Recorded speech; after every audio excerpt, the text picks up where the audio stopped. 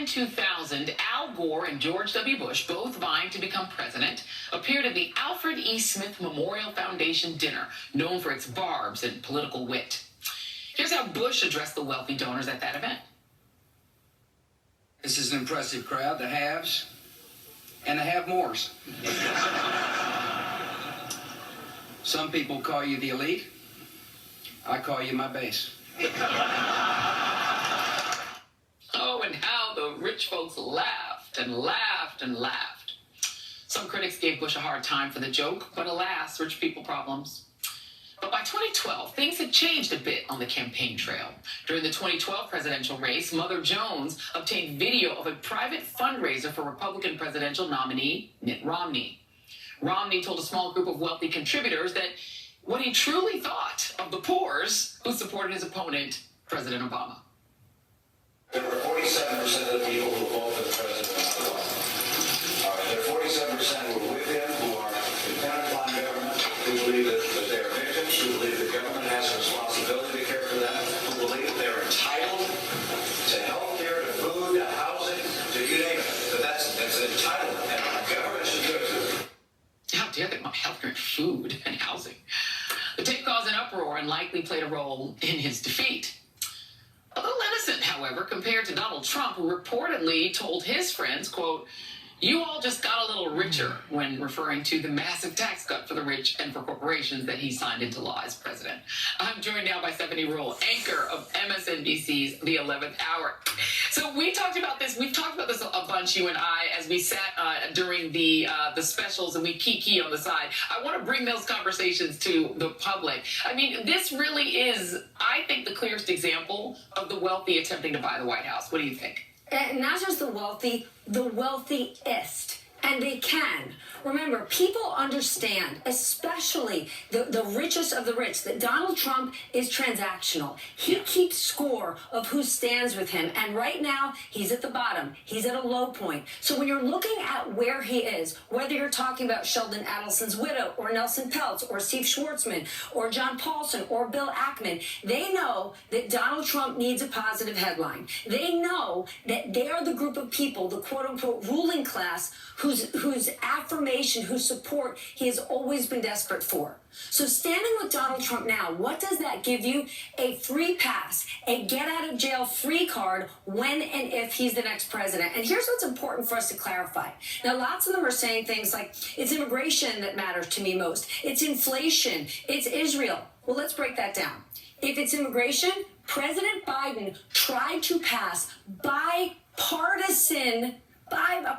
a bipartisan bill that mostly Republicans put together, and it was Donald Trump who blocked it. Joe Biden said yesterday he's planning to make a move to shut down the border.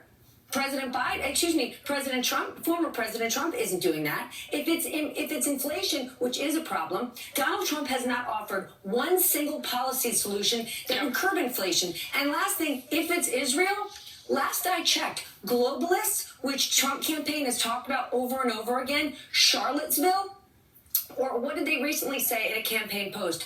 The United Reich? None of those things are in support of the Jewish community. So what is this really about? It's about extending those corporate tax cuts, ensuring that there isn't President Biden's proposed billionaire tax, and making sure deregulation is headed their way. So to my last point, Miriam Adelson, that this is all about Israel, make no mistake. How does the Adelson family make all that money? Gaming, one of the most highly regulated industries in this country. If you ran one of the biggest gaming operations, wouldn't you love a direct call to the White House to make sure you've got no regulation standing in your way? And wouldn't they love to pay for that free pass? And they can. Right. And they also, I think they own the Dallas Mavericks. So you're right. They absolutely have money on the table. And if you think about it, to the point you're making, Joe Biden has been trying to do something about inflation. Let me give you a couple of examples. Number one, over the last 4 years, the Justice Department and these high rents that people are complaining about, over the last 4 years, rents have skyrocketed by an average of over 30% nationwide, and a major factor in our inflation rate. There are a variety of factors behind the increase, including an overall housing shortage. But the Department of Justice is now investigating another potential cause, a massive criminal conspiracy among large landlords. The investigation is looking into a scheme among many corporate landlords to artificially increase rents. You've got Ticketmaster. The Biden administration going after Ticketmaster and filed a lawsuit to break up Ticketmaster's parent company, Live Nation Entertainment, accusing it of operating an illegal monopoly. I could go on, but you also have President Biden personally going after grocery chains and Walmart and others and saying you need to lower your prices because they're artificially high, and some of them are actually doing it. So if those are the issues people care about, Biden's actually addressing them. Trump is just saying, no, give me money, I'll give you oil leases.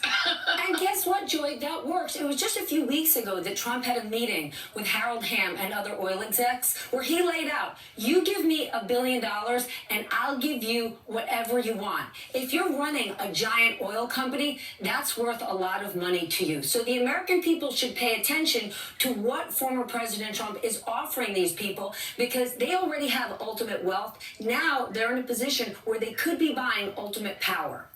Right, and the thing is, I think what people don't understand, I mean, this New Yorker article essentially said that Miriam Adelson's husband, Sheldon Adelson, the late Sheldon Adelson, already played this game during the first administration. When it comes to Israel, he said, move the embassy. Trump said, how much money are you going to give me? Trump got the money, and they moved the embassy. This has been policy, the opposite of U.S. policy through every administration, no matter how pro-Israel they've been, but he got it moved because he had money. Citizens United fundamentally, to me, changed the calculus for the wealthy. Now they can essentially say, I will give you this amount of money for these policies. That gets around our democracy, because if an administration is willing to literally change policy for cash, that's no longer a democracy, it's an oligarchy. You are 100% right, but it's also absurd to think that President Biden hasn't been pro-Israel. He has been so pro-Israel that it has cost him some support from some progressives, right? Let's not forget that. What this isn't any big, wealthy GOP donors looking for one specific thing. What they want is a get-out-of-jail-free card for anything they could potentially want in the next 4 years. And former President Trump has made it clear that's on offer. And the thing is that at the same time, you have Donald Trump representing himself as a populist. What's in this agenda for the regular average person who somehow thinks they're going to get paid? And I do not want to hear another person say to me stimmies, because the stimmies were because of COVID. You are not getting a stimmy, y'all. He is not just going to send black people checks because he likes black people. He doesn't like black people. That's not the plan. And let's remember whose actual idea it was, who led the effort on the stimulus checks. It was Nancy Pelosi. It was right. Democrats and Republicans eventually signed on to it. And if you take huge issue with inflation, one of the reasons we have faced inflation is because of stimulus. It is because the government put so much money into this system. So it's kind of like pick your poison. One of the issues is President Biden does work with business leaders. He does work with corporate America, but the Oval Office does not have an open swinging door that they can parade themselves in at will. That's the difference. It's not that the Biden administration hasn't seen an extraordinary economic recovery. You said it earlier. Look at the stock market breaking record after record. Excuse me. Look at what President Biden has done for electric vehicles. President Trump and the MAGA base hate EVs. Yet it's Elon Musk who is now saying, I'm getting closer to President Trump, who's potentially going to raise money for him. President Trump's policies, in large part, don't align with many of these people. But the fact that they can call him on the phone and get what they want and need in 6 months from now, a year from now, that's a golden ticket, and they're looking for it. And the average voter, y'all can't call. He ain't taking your calls. This is literally government for, by, and only of the super rich, and y'all ain't them. Stephanie Rowe, always fun, my friend. Thank you so much. I appreciate you. All right, and coming